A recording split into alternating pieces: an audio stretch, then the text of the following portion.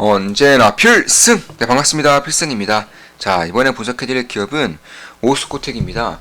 일단 오늘 HLB의 임상이 거의 실패로 끝났습니다. 사실 실패라고 하기에는 좀 모호한 부분이 있지만 아무튼 최소한 1년 정도는 임상에 대한 결과 발표가 밀렸다라고 보면 될 것 같아요. 이에 따라서 바이오 제약에 대한 투자 심리가 악화될 것이라는 의견도 있었지만 사실 HLB의 실패로 인해서 불확실성이 끝났다고 보는 게 맞을 것 같아요. 그러니까 지금까지 수급, 특히 바이오 제약에 대한 수급은 HLB 쪽에서 가져가고자 하는 것들이 상당히 많았어요. 최근에 유상증자까지 했었고요. 그런데 이번 HLB가 보기 좋게 이제 실패를 해버리면서 사실 HLB 쪽에 쏠렸던 그런 수급들이 이제 다른 쪽으로 넘어오게 됐다. 지금 보시면 HLB 상장사만 해도 거의 10개가 돼요. 이 10개 정도 기업으로 수급이 죄다 빨려 나갔다는 것입니다. 그런데 이런 것들이 뭐 성공이든 실패든 이런 것들에 대한 이제 불확실성이 끝나게 되면서 오히려 불확실성이 해소된다는 것은 주식시장에 있어서는 그다지 악재가 아닙니다. 그냥 어떻게 보면은 호재로서 수급적인 부분에서 호재로서 작용할 수도 있기 때문에 이런 식으로 HLB에 쏠렸던 수급들이 다른 곳으로 퍼지게 될 것이고, 퍼지게 된다면 다른 바이오 제약 기업들로 퍼지게 될 가능성이 상당히 높기 때문에 이런 것들을 봤을 때 저는 다른 바이오 제약 기업들을 좀 볼 필요가 있겠다, 이렇게 생각을 하고 있는 것입니다.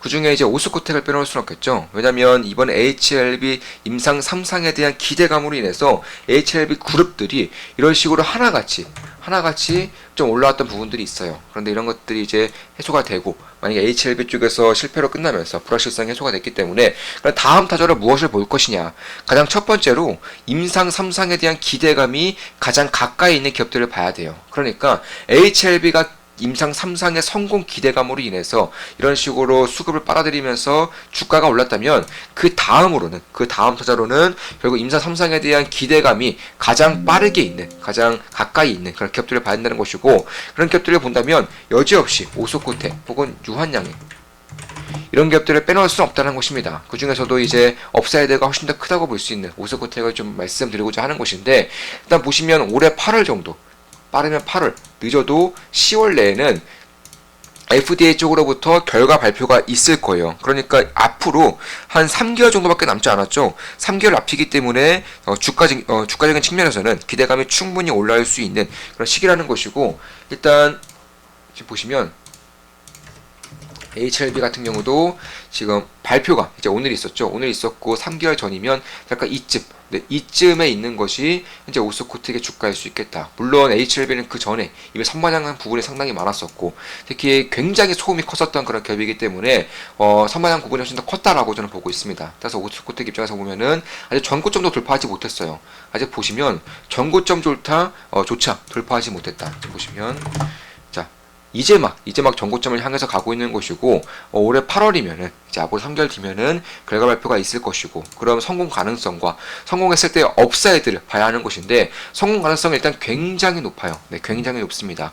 네, 그렇게 말씀드리는 이유 중에 하나가, 일단 대한민국, 한국의 임상 3상은 지금까지 전부 다, 거의 다가 실패로 끝났다. 그렇기 때문에 유한양행과 오스코텍의 렉나자 같은 경우도 실패로 끝날 것이다, 이런 의견들이 있지만, 참고로 오스코텍의 렉나자 같은 경우는 폐암 치료제입니다. 폐암 치료제이고 임상 3상까지 임상 3상의 결과를 이제 앞두고 있는 기업입니다. 참고로 유통사라던가 협력사가 이제 존슨앤존슨이라는 기업이고요. 뭐 누구나 다 알고 있는 기업이죠. 그런 것들을 봤을 때 다른 기업들도 실패했기 때문에 오스코텍 유한양행도 실패한 게 아니냐, 실패할 것이다, 이런 식의 의견이 있을 수 있지만 이미 성공했어요. 네. 그러니까 자, 오스코텍과 유한양행이 이제 발표를 한 그런 폐암 치료제 렉나자 같은 경우는 이미 성공한 약물이라는 것입니다. 네, 기존 표준 치료제인 타그리스 대비해서도 효과가 얼마나 좋은지가 이제 관건인 것이고, 이미 국내에서 허가가 났고요. 2011년에 승인까지 받음으로써 현재 1차 치료제로서 폐암에 걸렸을 때 가장 먼저 쓰는 치료제로서 쓰이고 있다는 거예요. 이번 임상 3상 같은 경우는 글로벌 임상이고, 특히 타그리소 대비해서 현재 이제 폐암 치료제 시장을 전부 다 먹고 있는 타그리소 대비해서 얼마나 효과가 뛰어난 것인지 이걸 보는 것이지, 이미 효과와 그러니까 효능성과 안정성은 이미 보장이 되어 있는 그런 약품이라는 것입니다. 따라서 실패에 대한 그런 우려는 사실상 다른 치료제에 비해서는 훨씬 더 작아지는 것이 물론이고, 특히 폐암 치료, 그러니까 항암시장 같은 경우는 개인들의 선호가 있을 수가 없어요. 그러니까 예를 들어서 보톡스를 받는다 치면은 뭐 메디톡스든 휴젤이든 대용제약이든 아니면 피부 관리를 받는다고 치면 뭐 클래시스를 받든 아니면 울세라를 받든 인모드를 받든 아니면 파마리서치의 리조단을 받든 이런 식으로 개인 간의 선호가 있을 수 있겠지만, 이 항암 치료, 인간의 목숨과 직결되어 있는 치료제 같은 경우는 개인의 선호가 있을 수가 없고요. 특히 이제 의사들도 마찬가지로 개인의 선호에 의한 치료제의 투약보다는 이미 위에서 권고가 내려져요. 이 약품이 안정성과 효율성이 더 뛰어나기 때문에 이 약품을 주로 써라, 이런 식으로 권고가 내려오기 때문에 항암제 치료제 같은 경우는 사실 효능이 뛰어난 치료제 혹은 성능이 뛰어난 치료제, 안정성이 뛰어난 치료제가 시장을 거의 다 먹게 된다는 것입니다. 이에 따라서 임상 3상에 대한 성공 가능성 꽤나 높다고 보고 있는 것이고, 결국 관건은 타그리수 대비해서 얼마나 좋은 효능을 보이는 것인데, 일단 최근에 이제 발표가 하나 나왔습니다. 어떤 발표냐? 일단 이 유한양의 그리고 오스코텍 존슨앤존슨의 전체 생존율이 발표되지 않는 가장 큰 이유는 환자가 죽지 않아서입니다. 그러니까 환자가 죽어야지만 언제쯤에 환자가 사망을 하게 되고, 이에 따라서 전체 생존 기간이 어느 정도가 된다라고 발표를 해야 되는데 발표를 못해요. 환자가 죽지 않으니까. 이런 것들을 봤을 때 결국 노이즈가 낄 수 있는 것이지만 사실 이보다 더 큰 호재는 없다라는 것입니다. 그리고 최근에 수치가 하나 발표가 됐어요. 그러니까 환자가 50% 이상 죽지 않았기 때문에, 사망하지 않았기 때문에 이에 따른 수치 같은 경우는 공식적인, 그러니까 FDA에서 원하는 수치가 발표된 것은 아니지만, 일단 지금까지 생존율을 봤을 때 대략 55%, 현재 55% 생존율을 보이고 있고 평균 생존 기간은 54개월이다. 이거 엄청난 겁니다. 이거 엄청난 거예요. 참고로 50% 이하로 내려와야지만 공식적인 생존 기간을 발표할 수 있는 것인데, 일단 절반 이상이 54개월을 생존하고 있다. 이게 무슨 말이냐? 참고로 지금 현재 폐암 치료를 먹고 있는 그런 타그리수 같은 경우는 36개월 때 생존율이 50%였어요. 그러니까 3년이 지나면서 생존율이 50%가 안 됐다는 것입니다. 그런데 이번 임상일 하고 있는 렉나자 같은 경우, 렉나자와 이제 존슨앤존슨의 그 병용 약품 같은 경우에는 이런 것들을 봤을 때에도 상당히 좀 뛰어난 그런 부분이 있다는 것이고, 결국 36개월에 50%냐 54개월에 55%냐는 이미 저는 갈렸다고 보고 있는 거예요. 제가 예전부터 오스코텍을 분석해 드릴 때 항상 말씀드리던 것들이 있죠. 가장 중요한 것은 결국 전체 생존 기간인데 이미 벌어지고 있다. 이미 이런 식으로 벌어지고 있다. 이렇게 벌어지고 있다는 말씀드렸습니다. 그러니까 이게 남아있는 환자 수라고 본다면 시간이 갈수록 결국 환자 수가 이렇게 급속도로 빠지는 타그리수 대비해서 이 오스코텍과 유한양 같은 경우는 빠지는 속도가 훨씬 더 작기 때문에 이 생존기간 부분에서 유리한 것들이 이제 초창기 때부터 드러나고 있다, 이렇게 말씀드렸던 것이고, 이번에 발표된 수치를 본다면 굉장히 의미가 있는 그런 수치다, 이렇게 말씀드릴 수가 있겠습니다. 그래서 그런 것들을 봤을 때 H7배에서 빨려 들어왔던 그런 수급이 이제 퍼지게 되면서 그 중에서도 임상 3상에 대한 기대감이 낄 수 있는, 가장 빠르게 기대감이 낄 수 있는 오스코텍에 한번 주목을 해볼 필요가 있겠다, 이렇게 보고 있는 것이고, 저도 오늘 이제 H7배의 그런 수급이 빠져나가는 것을 예상을 하면서 핵심 종목 하나에 추가 매수를 진행했습니다. 그리고 오스코텍도 당연히 좋은 기회가 오고 있다고 보고 있는 것이고, 참고로 유한양액 쪽에서 이 렉나자가 시판될 경우, 이제 임상 성공하고 글로벌 이제 항암제로서 시판이 될 경우 일단 20조 정도, 이제 가치 정도, 시장 가치가 20조 정도, 그러니까 매년 20조 정도의 그런 매출을 낼 수 있을 것이다, 이렇게 밝혔었는데 20조 같은 경우도 굉장히 보수적으로 밝힌 거죠. 왜냐하면 현재 타그리수 같은 경우는 약 15조 정도의 그런 매출액을 기록하고 있고요. 그런데 여기서 더 봐야 될 것이, 일단 렉나자와 리그레반토는 병용요법이기 때문에 약이 두 개예요. 약이 두 개이기 때문에 당연히 타그리수 단독보다는 조금 더 비싼 그런 약가가 형성될 수밖에 없습니다. 이게 첫 번째 이유고, 두 번째 이유로는 생존율이 길어요. 그러니까 생존 기간이 길다는 겁니다. 타그리수는 이미 3개월이 지나면 대부분의 환자가 사망하기 시작하는데, 이 렉나자 같은 경우는 54개월이 지났음에도 불구하고 대부분의 환자가 아직도 살아있다는 걸 봤을 때 생존 기간이 길다는 것은 그만큼 투약 기간이 길다는 것이고, 투약 기간이 길다는 것은 이 항암제를 많이 쓴다는 것이고, 항암제를 많이 쓴다는 것은 항암제를 통해서 나타낼 수 있는 배출액이 상승할 수밖에 없다, 증가할 수밖에 없다는 것입니다. 이에 따라서 20조라는 것도 굉장히 보수적인 수치라는 것이고, 다 유한양행에서 컨퍼런스 콜에서 20조 정도라고 밝혔기 때문에 20조 정도라고 감안을 해서라도 좀 본다고 한다면 결국 20조에서 대략 15% 정도가 로열티로 나오는 것이고요.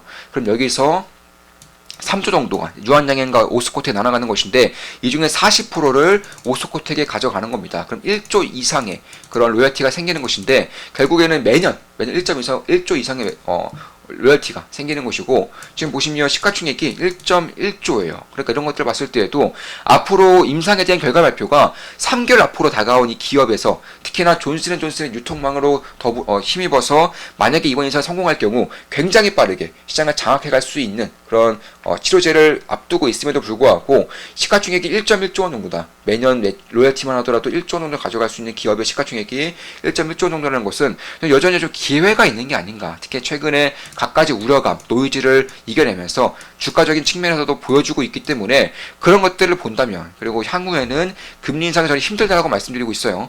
금리의 추가적인 상승이 힘들다라고 말씀드리고 있습니다. 이에 따라서 금리 상승으로 인해서 가장 큰 피해를 봤었던 바이오 제약을 이제는 금리 상승이 멈추게 되면서 다른 쪽으로도, 그러니까 오히려 수혜를 볼 수 있는 쪽으로도 바라볼 필요가 있다라고 이제 꾸준히 말씀드리고 있는 것이고, 결국에는 바이오 제약을 봐야 한다는 점에서 수급적인 측면, 매크로적인 측면, 환경적인 측면, 무엇보다도 오스코텍이 가지고 있는 펀더멘탈, 그러니까 렉나자의 성공 가능성과 성공했을 때 나타낼 수 있는 업사이드, 매출액을 봤을 때에도 좀 봐야 되는 그런 기업 중에 하나가 되지 않을까, 이렇게 개인적으로는 보고 있는 겁니다. 그래서 그런 것들을 봤을 때에도 결국 오스코텍은 좀 봐야 한다는 것이고, 사실 매수매도 추천 리딩은 아니에요. 네, 제 모든 영상은 매수매도 추천 리딩 아니기 때문에 참고하시면 되겠습니다. 자, 이번에도 5월 13일, 네, 5월 지난주죠. 지난주 토요일에 필사단 모임이 있었습니다. 이제 그때 이제 멤버분 중에 한 분이 이런 식으로 후기를 남겨주셨는데 잠깐 좀 소개를 해드릴게요. 자, 생각하는 힘. 이번 오프라인 모임에서는 새롭게 공부할 내용도 궁금했고 멤버들이 어떠한 인사이트를 엿볼 수 있을까 하는 기대감으로 참석하였습니다. 필스님께서 항상 강조하시는 시대의 흐름을 읽는 필살기가 공개되는 순간 너무나도 큰 충격과 설레임을 느낀 순간이었습니다. 멤버들 간의 실전 훈련과 다양한 주제에 대한 의견과 토론, 그리고 해당 산업에 대한 전망과 종목 발굴 등 너무나도 유익하고 소중한 시간이었습니다. 디프리 때 항상 나오는 현재의 주요 이슈에 대한 자유로운 의견 교환과 다음 주도주를 준비할 수 있는 힌트도 많이 얻을 수 있었고요. 필사단 모임을 한 지 어느덧 1년 정도 지난 것 같은데 제 계좌뿐만 아니라 제 실력도 일취월장했다는 것에 자부심이 생겼습니다. 네, 필사단 모임을 한 지 어느덧 1년 정도 된 것 같은데 제 계좌뿐만 아니라 제 실력도 일취월장했다는 것에 자부심이 생겼다. 굉장히 좋은 말이죠. 굉장히 저에게는 큰 힘이 되는 말이었습니다. 제 투자 인생이 필사단 가입 전과 가입 후로 바뀌는 중요한 장면이고요. 무엇보다도 앞으로는 스스로 생각하고 분석하고 투자하는데 자신감이 생겼다는 게 제일 큰 변화인 것 같습니다. 이번에도 좋은 강의와 유익한 시간 만들어주신 필승님, 그리고 우리 일개 멤버분들께 다시 한번 깊은 감사를 드립니다. 언제나 필승님 이번 사단 모임 후기 보내드립니다. 항상 감사합니다. 진심이 느껴지는 후기입니다. 감사합니다. 땡땡님.